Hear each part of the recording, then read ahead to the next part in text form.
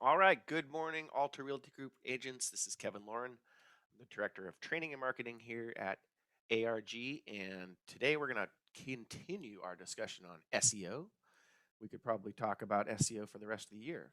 There's so much to it. So get your pens out, get your notes out, and let's make some more notes. Um, Also wanted to uh, congratulate everybody for showing up every week to our trainings. It makes me feel really, really good that you guys take the time out of your day and, focus on learning more. The day we stop learning, that's probably the day that we die, right? So really, really just wanted to thank everybody for showing up every day or every week. We have a lot of our regulars on the line that are with us every single week. And of course, we have some new people on the line. So it's great to have you guys. Roberto, I love your enthusiasm today. If you guys check the chat, Roberto's fired up, and it's great to have you. And before I get too far into my spiel on SEO, first of all, I want to bring on Bill Seitz from Clearview Mortgage. Good morning, Bill. Hey, good morning, Kevin. Good morning, everybody. Yeah. And then also, I'm going to bring on Travis Breton, our corporate broker, because he's got a really cool little anecdote for us. I think it'll help a lot of agents. The more that we talk about this kind of stuff, the better. So let me bring Travis on. Good morning, Travis. How are you today? Good morning. How's it going? Real good. So cool. So before Travis shares his anecdote with us, Bill, maybe you could give us a little overview of what's going on with Clearview Mortgage today. I know we're still onboarding our San Diego All-Star team, but what else is happening? Well, yeah, we've been spending a lot of time getting them get their infrastructure in place, and as you can imagine, and Kevin, you've been helping me on some of the things. It's challenging at times to get all the infrastructure in place and get them set up with all the investors, but we're super excited about them. I think they're going to be a resource for the company moving forward. So we will get them introduced to the company sooner rather than later. Yep. And to what you said earlier, in the attendance is amazing. Everybody, we're so glad that you're making the commitment and the effort to be on here on our Wednesday webinar, because I know that I take away something every week, and I think that we really try to bring that relative content. Kevin does a good job of bringing things that you guys need to be able to improve upon, whether it's coaching, marketing, escrow, title. Travis bringing maybe some compliance issues in. It's just something that we always keep sharpening our tools and our skills for this business. Heck yeah, buddy. And as far as mortgage, this has been an interesting week. It's rates have actually been trickling up quite a bit. I think we haven't had a day where the rates have improved. I get lots of emails of worsening conditions in the market. And I was just on Market Watch this morning before the webinar, because that's what I usually like to do, to see if there's anything that just stares at me in the face. And one thing that was interesting was that oil is now up to over $60 a barrel, which, as most of us can probably remember, if we follow this stuff even slightly, is that when the pandemic started and things were really getting shut down, I think it actually went down to where it was like negative. Yeah, it was zero or negative. So, and a lot of this has stuff to do with the political atmosphere, but there's some interesting things going on in the market, and I'm going to be watching rates really closely, because obviously this will have a dramatic effect on real estate and affordability and stuff if they keep trending upward, because we all know we're at pretty much the bottom of mortgage rates. So I will be keeping a keen eye on that. I'm got a few loans here that aren't locked that I'm going to have to really watch here closely. So yeah, big time, huh? But anyways, yeah, we'll just have to keep an eye on that, and then we'll do a follow-up next week and see kind of where we're at. I'm hoping that things just kind of a short-term hiccup, and that it'll fall back down. That would be nice.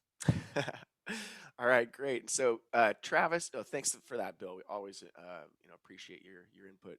So Travis, if you wanted to kind of let us know what you came across this week and share that anecdote with everybody, that'd be great. Do you happen to have that link that I had sent over? I do. Let me grab that for you, buddy.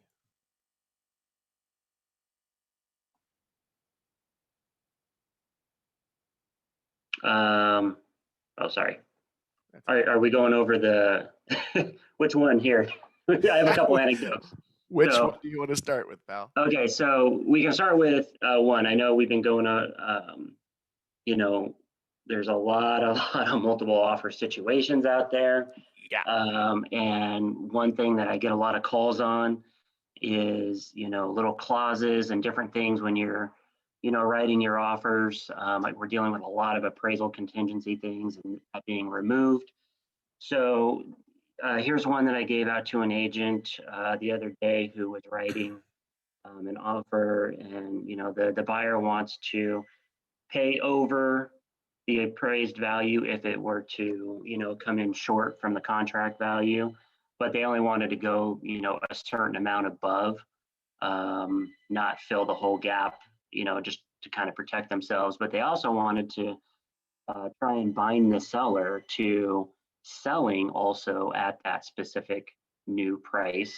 So this is just a little clause that I had given her to add into her contract. So if you guys are running into issues with getting your offers accepted, if you want to, run them by me, maybe you're working with a buyer and you're just, on your 12th, 13th, 14th property that you're writing an offer on, give me a call. I can maybe review the contract, give you some pointers of, maybe making it a little stronger. If you want a clause inserted in there for certain scenarios such as this, don't be afraid to give me a call. This is what I do every day. So, No, that's awesome, Travis. I really appreciate that because, sometimes agents, especially if an agent's new, they're like, how do I go about this stuff? And so Travis is just an amazing resource for you. So don't hesitate to contact him. yep. And so okay, now I've got your worst listing from Zillow. Is that the other one? Yeah, that was the other one. Okay, let me pull that up for you. One sec. Yeah, this is cool. Okay, go for it. Okay, so this awesome little house is being shared around like crazy right now, and I don't know if it'll show how many saves are on here. Let's see. I don't It might see be that. down a little bit. Yeah, it's probably down here a little bit. So anyways, this popped up. I think it's been on the market for about a week or so. Here it is, Oh, pal. there we go. Oh my goodness. So yesterday when I looked at this had 60,500 views, and today it's up to 86,000. And then yesterday it had a little over 500 saves. Now it has 758. Yeah. And so, what's so special about this listing? Absolutely nothing. I mean, this thing is total trash. But if you read the description, this listing agent did an awesome job explaining this house. I mean, she starts off with, here it is, literally the worst house on the street. And she has a really long description talking about the house. And it's just very witty. Yeah. And I think, my takeaway from this listing is this agent really made the best of a really poor property. Absolutely. I mean, the thing is probably a tear down. You can, read how she explains it, but Oh, I don't know. It looks pretty good, Travis. I mean, it looks. yeah, I mean, I mean, she made the best of this listing. So, to get those kind of eyes on it, I can bet that she's going to get some additional business from just how she presented this particular property.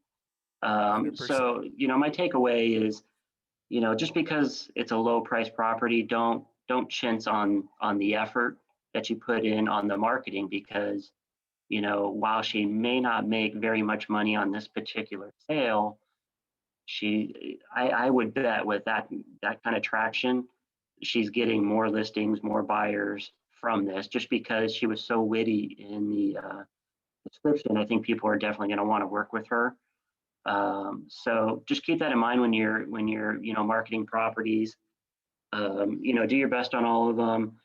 Try and turn a bad situation into a good one, and get witty with the remarks, or I mean the description.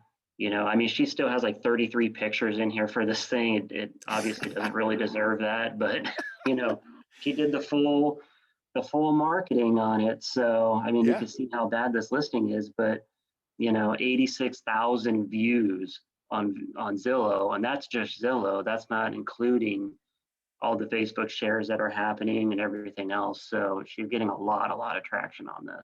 for So sure. I just wanted to, What share that with one everybody. one thing to Yeah. add, Travis, on that is by putting all those photos and putting just all that information, if she gets contacted by somebody, they're probably pretty serious, because you're looking at this thing going, whoa, it's Yeah, it's pretty dilapidated, it's pretty, run down. It probably is a scraper or a complete teardown, but maybe the lot is appealing. Maybe, something about the location of where it is in that city of, I don't know, it's Florida, it's looks in like Florida it's, somewhere. Yeah. maybe that's appealing. But if she gets activity, then she knows it's probably a pretty serious, person. Because you put 1, 2 photos in there just because it's a crappy listing, then you might be fielding, you might be working harder because you're fielding all, potential interested parties, but don't really know how bad it is. So you know what I mean. You're kind of filtering them through this. Yep. Exactly. So, yeah, that was my takeaway from this listing. Think about what you can get from the listing every time you take one, even if it's a low price one. Get creative with it, and maybe you'll get a little viral hit, just like this agent did. Allie Jackson says she knows a family of raccoons that might be interested. Yeah, Could be a good one. I think they've been living there already. They've took up residence a while ago. Yeah. And then John Espinosa says it's a bit to read, but he's right. The first paragraph keeps you into it, and then you start reading more of it. So well said there, John. Yeah. Well, thank you for that, Yep. Travis. That's No problem. always, that's the kind of stuff that we just, it helps us so much to look at that stuff, understand it, and then, we can use this kind of stuff in our own marketing. Yeah, and if you need a little laugh, definitely pull up that listing. So For it's sure, a right? good description. All right, great. So we're going to get back to our discussion on SEO. Like I said, this is just something that we could talk about forever. There's so much to it, but again, let's just focus on what let's not get overwhelmed by SEO. Let's make sure that we actually are going to be using SEO techniques that are going to help us and not make us, just running in place or running on a treadmill and not getting anywhere. So we went over most of this stuff last week. First and foremost, take control of your name. Make sure that you have a page on your website that has a lot about you, a bio, and kind of like John just mentioned, like make sure the first paragraph, is kind of grabbing and gives the basis of the info. Then you want to break up your paragraphs and your bios so it's real easy to digest. You don't want just a massive paragraph without indentions and without spaces between. So just make sure that your bio is easy to read, but then and has the most important parts, even some bullet points about what you do and how you help people. But the most important thing about creating your bio and your about me page on your website is because you're going to use your name a lot of times throughout the bio. And so that way, when somebody Googles your name and puts the word realtor next to it, you want this page to pop up. You want your information to pop up. And so one thing I didn't really talk about last week that I'll touch on right now is there are two major components of quote unquote SEO, search engine optimization. There is on-page SEO, all the things that you can do on your website to optimize your pages for certain keywords. And then there's also what's called off-page SEO. So off-page SEO is, I touched on this last week. This is doing all kinds of stuff with any other websites. So you're filling out directories, these business directories. You are making sure that you have social media accounts. You are making sure that you are, submitting articles and links to your website, on other websites. So that's what's called off-page SEO. And so there's two components of off-page SEO. First of all, your citation authority. So what does that mean? So your citation authority, and just the term citation is your name, phone number, address, and website. And you want to make sure that that citation is 100% consistent across all these other little business directories and social media accounts and anywhere else that you have your information. So, truth be told, most agents have incorrect information on at least some of these business directories. You'll have maybe an old brokerage information. You'll have some information with not the same citation. Again, your citation is your name, address, phone number, and website address. And so the more places that you have that correct and congruent, Google actually notices that, and it is literally known as citation authority. The more places where you have your citation congruent, that increases your citation authority. So that's all off-page SEO. And it relates to what you have on your page. So of course, on your page, you have to have all the same congruent information, citation, all that kind of good stuff as well. So those are that's something I didn't really clarify last week. And I think it's really important that we understand that. So, so that's a big one. So another thing that I wanted to go over this week that I didn't go over last week is keywords. And we went over a little bit of it. So keywords are really, really important. So SEO, search engine optimization, means that, especially on-page SEO, if we're trying to quote unquote optimize for a particular keyword, let me show you how that works. So I'm going to share our good buddy Charles Barnes's page because he's got such a great example for us to constantly go back to. So we're going to go to Charles's page. And so again, notice that the key word that he is optimizing for on this particular page is lakeside gated community. Okay, so he wants to make sure that he is mentioning gated community throughout this. This is a private gated community. So what happens with targeting a long-tailed keyword phrase like, lakeside Buena Park private gated community is if somebody types that in, they're really far down the pipeline of where they think that they want to live, where they are looking for a very specific community, a very specific thing. So long-tailed keyword phrases are just that. There are very specific keyword phrases. So, and this is really cool. So if we did a search for, I think I did it over here. Yeah, lakeside gated community, Buena Park. So if you did a search for that, look who comes up, Charles Barnes. And again, we went over this last week. This is his Google listing.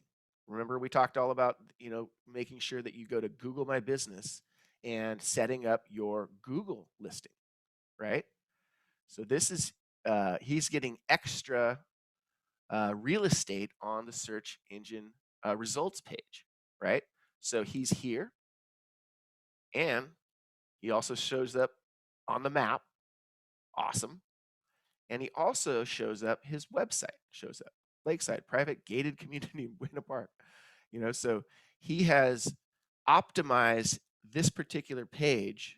And again, this is the page that actually comes up. Well, this is the page that's actually driving the traffic because it's got all this incredible information about Lakeside, Buena Park, gated community, all the information that we're looking for.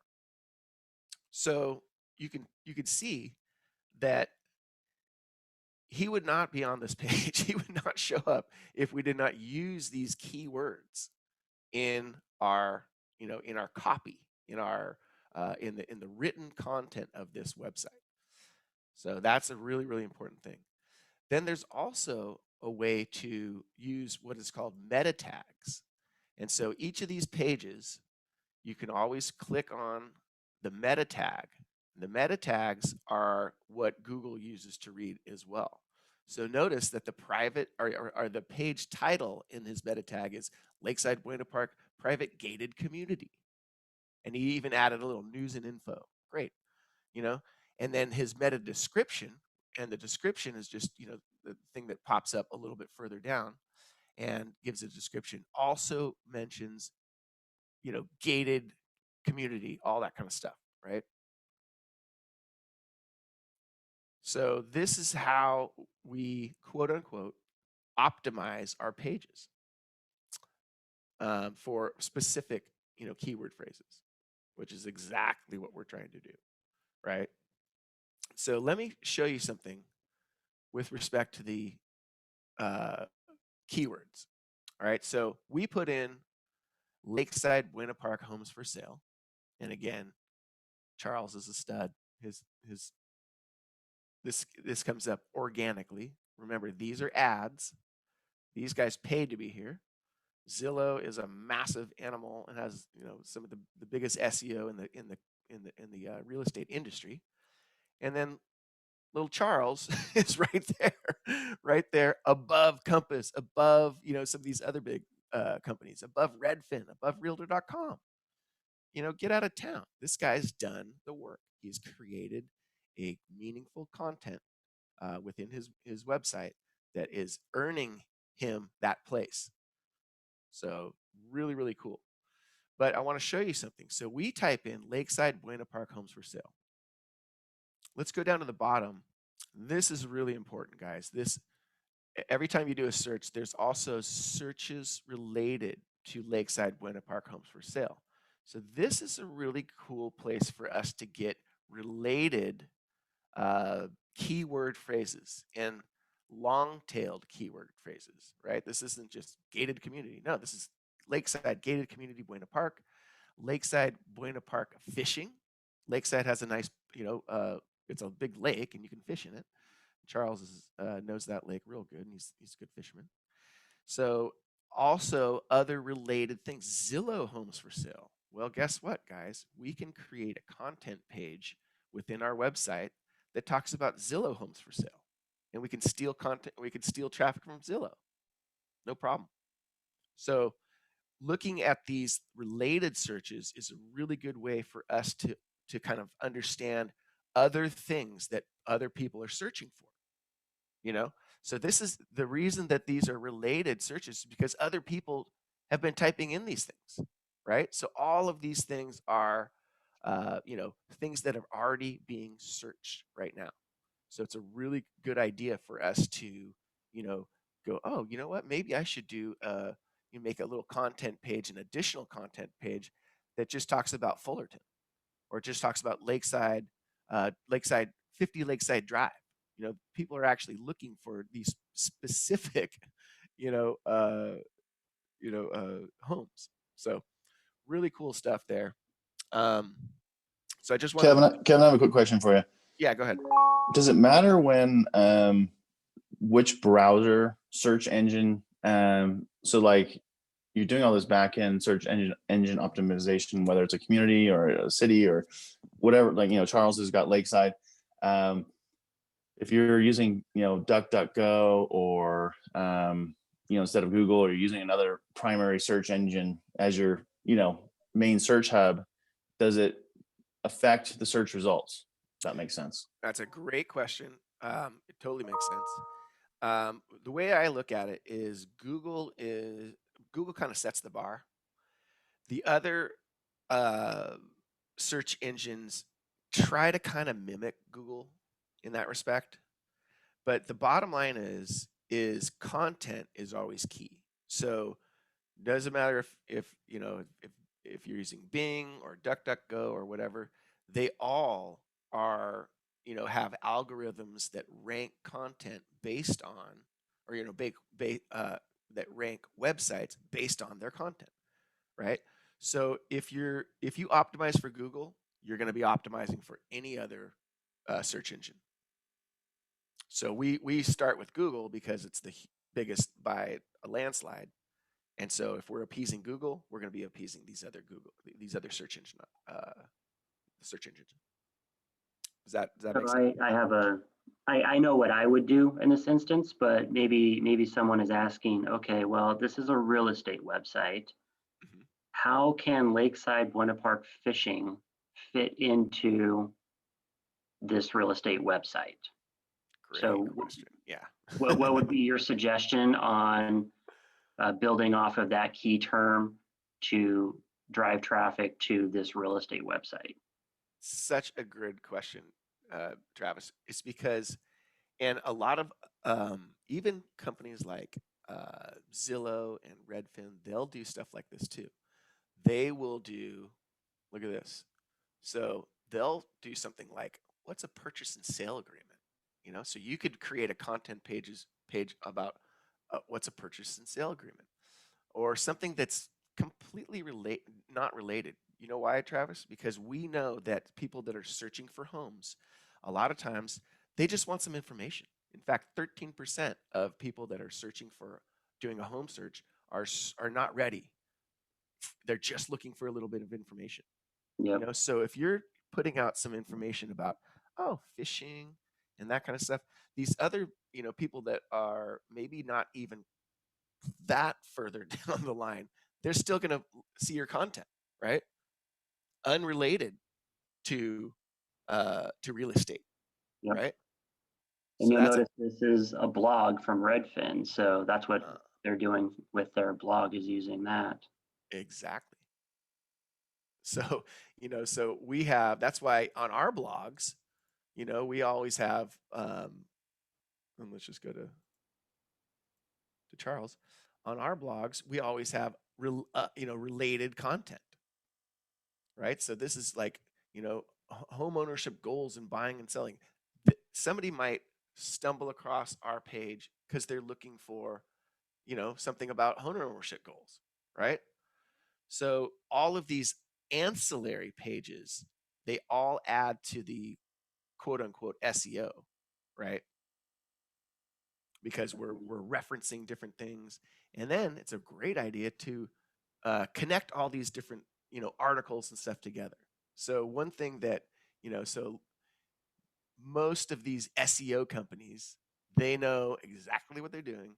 Watch this. So you do a search for uh, real estate tips SEO. Look how these guys do this. First of all, they have great information, but then they also link out to other related stuff within their own website. So they've got, links to related stuff. And so Charles has done the same thing. So he's got, his website, then he's got all kinds of ancillary things, and he connects them. He's like, oh, okay, we're going to connect things. We're going to check out Lakeside Community. Here's the Lakeside Master. We're going to connect to other things that are related, right? So that's another part of on-page SEO, is having links to uh, other web pages that are similar. Now, we don't want to link out to people that are competitors, but he does a good job of linking out to things like, the I mean, this is all great stuff, Southern California Edison, all that kind of stuff. But look at this. Check out the Lakeside Community website. Great. That's really relevant, right? So having links to other websites that are all about Lakeside, that is another great on-page SEO technique. So all of it's related. Like I said, we could talk about it for days and days, and we're still learning. So the other thing about SEO is Google is and the other search engines, to Bill's point, are always changing up their search algorithms. But the one thing that stays constant is content. I think I've probably told you guys back in 20 years ago when I started doing search engine optimization and building websites, we could trick Google. Google wasn't that sophisticated. I could create a page, a blank page that said, you know, Fullerton real estate, homes for sale Fullerton, and just repeat the keyword phrases over and over again and have 1,000 of the keywords and variations. And Google would totally get fooled by that. Oh, great. They must be relevant. Well, those days have gone. So the day, All in white font down at the bottom. what was that, Travis? Put them all in white font down on the bottom. Yes. Yeah, I mean, there was all kinds of things back then that really worked well, but they caught on quick. I did it all, buddy.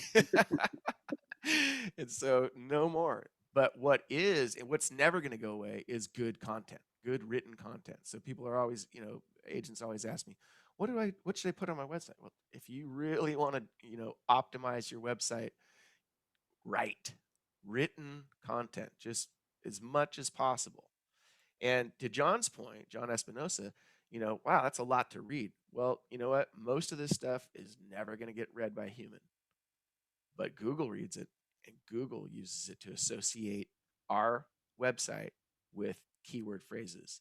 And that, gets back to search results, search result pages. How do they rank our site, among all these other millions of websites? That's the game, but content is the key.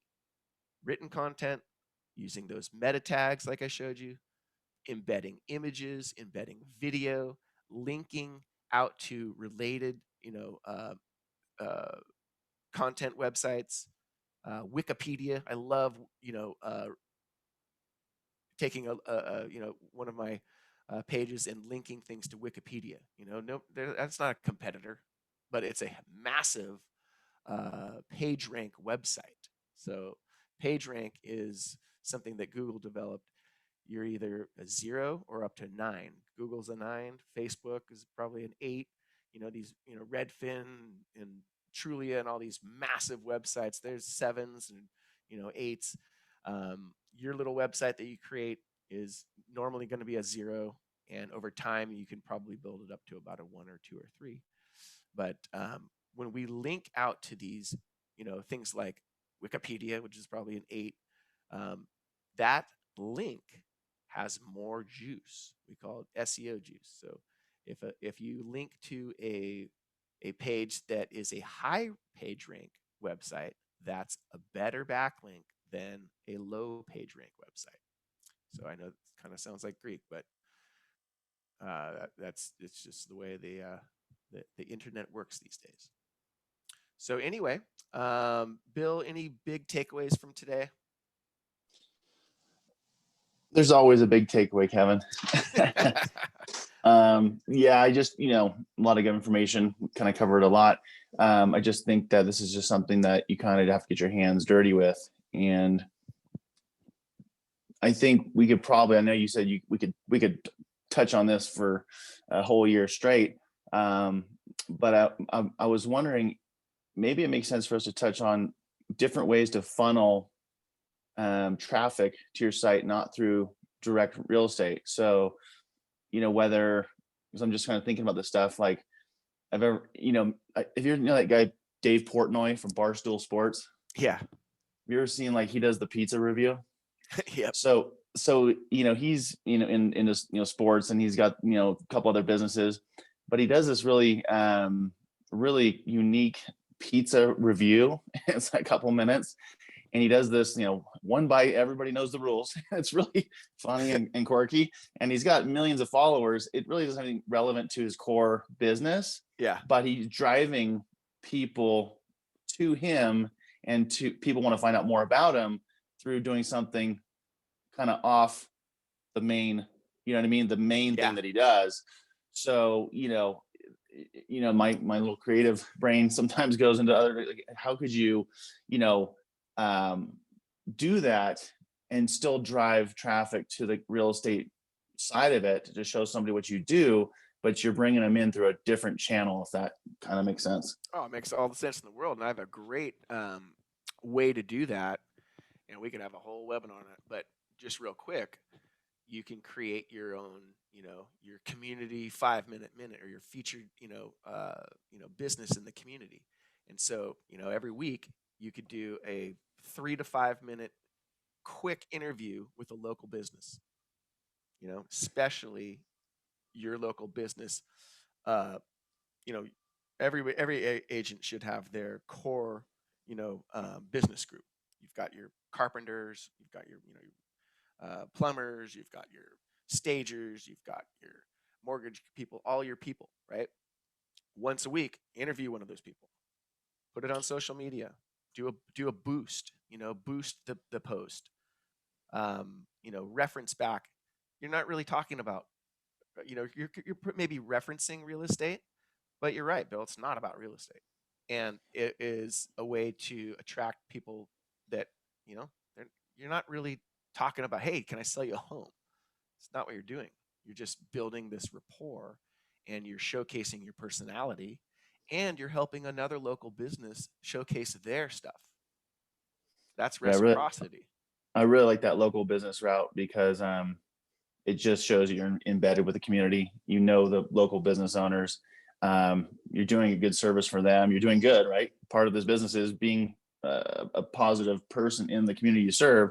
So Helping others, helping yeah, an ancillary business. Why wouldn't you it's a do that? win-win. Yeah. So that would be one small way to do that, Bill. I actually love this topic. If we want to continue this next week, I have some, I guess, more anecdotes and suggestions on, other ways to drive traffic while building your SEO, like Charles has done. Yeah. I have a few, samples and things that I've seen that I thought were just really creative, great ways that real estate agents, developed a little following or, got some exposure that was completely non-real estate related. Yeah. Love it. Sounds like a plan to me. Yep. It's all really good information, And so, real quick, Allie Jackson says that just, making sure everybody knows that she is doing an enhanced content marketing planning session next Monday, 11 a.m. for any of the agents. So I'll make sure that I'll include that invite in our replay, Allie. Just make sure you send that to me. Great. Well, guys, thanks again for being on the line. I know we went a little bit over today, but this is a massive topic. And like I said, we could just keep talking about it. So, guys, get out there, be productive. Your time is your most valuable asset. Use it wisely, and we'll see you guys next week.